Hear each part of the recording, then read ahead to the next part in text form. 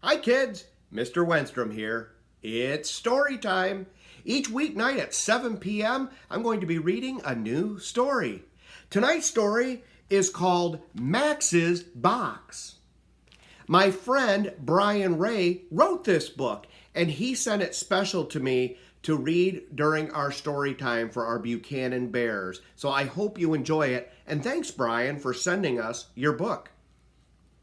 Max's Box. Max had a tiny box, small enough to fit into his little hand. "This is yours," his mother told him. "Everything will go into that box," Father added. "Small things, big things, all things." And he was right.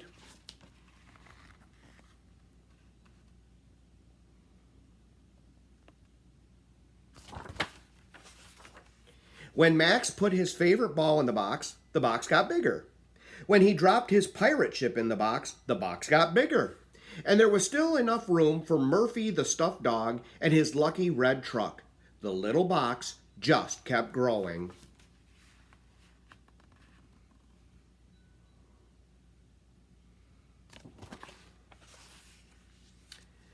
When the box became too large to carry, Max's parents bought him a wagon to pull the box.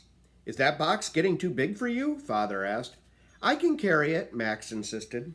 But Max learned that the box didn't simply hold on to toys and stuffed dogs. The box held on to Max's feelings, too.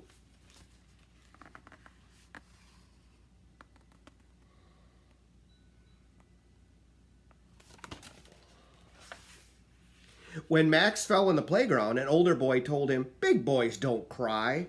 So Max put his hurt in the box, and the box grew. Max became frustrated when he had trouble reading a story, and the other children teased him. So he put his anger in the box, and the box expanded right there beside him. He was excited about the birthday party, but felt too shy to make friends. Max hid his embarrassment in the box, and the box grew bigger still.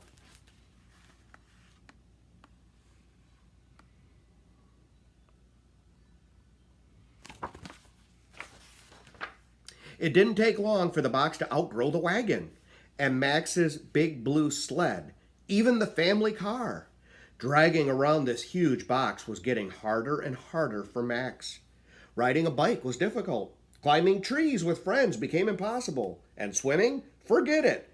Still, he didn't feel he could let it go.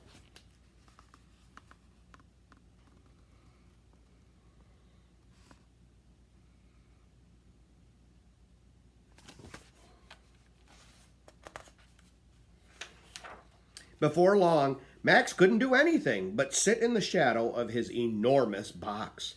He watched other children ride their bikes without a box to hold them back and felt all alone. Max was afraid that he was stuck with this great big box forever. That made Max even sadder, and his box grew.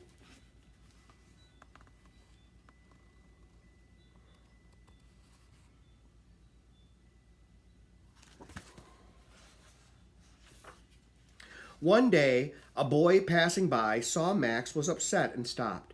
Then the boy asked him a very important question. "How are you feeling?" "I'm feeling sad," Max said nervously. "I feel sad too sometimes," the boy told Max. "Would you like to come to the park and play?" Just then, a ladybug, bright red, big and round, landed on the box, just above Max's head, and it gave him an idea, and the idea grew.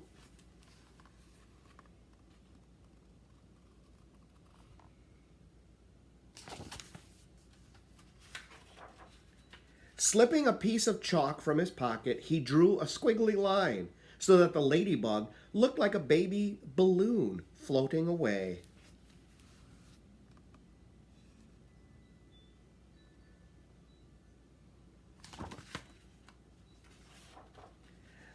That bug's bright red looked so beautiful that it made Max smile, and Max's smile made the box lighter somehow. "This feels better," Max said to his new friend. The boy asked, "Can I make a balloon too?" "Sure," said Max, happy to share. The boy drew a big green balloon. Then a little girl drew an even bigger purple and yellow one. With each balloon, Max began to forget about what was in the box. People on the way home from work or school or the store stopped to draw balloons of their own. It was really something to see, this giant box with brilliant balloons. Even Mother and Father drew a great big bunch.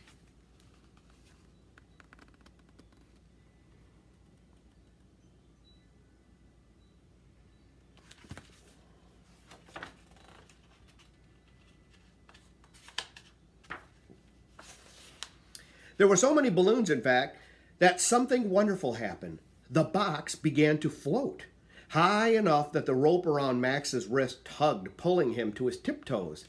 Max loved seeing those beautiful colors dancing in the clear blue sky.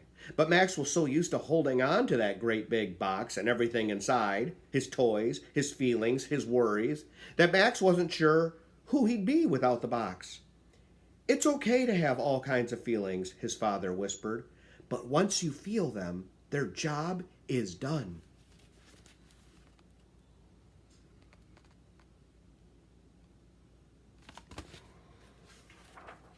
And so, Max let it go.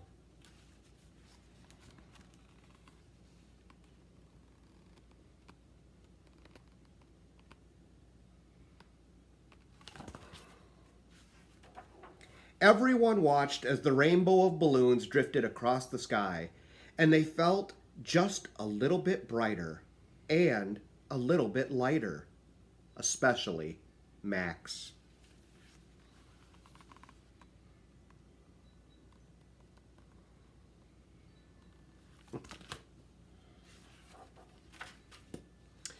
What a nice story. Thank you, Brian, for sending us this book.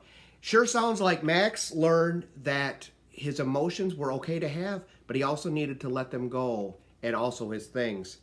He felt a lot lighter and a lot happier afterwards. I hope you enjoyed tonight's story time, and I hope you'll enjoy me every night at 7 p.m. for a new story. Thanks for tuning in, and remember, great things happen when we read.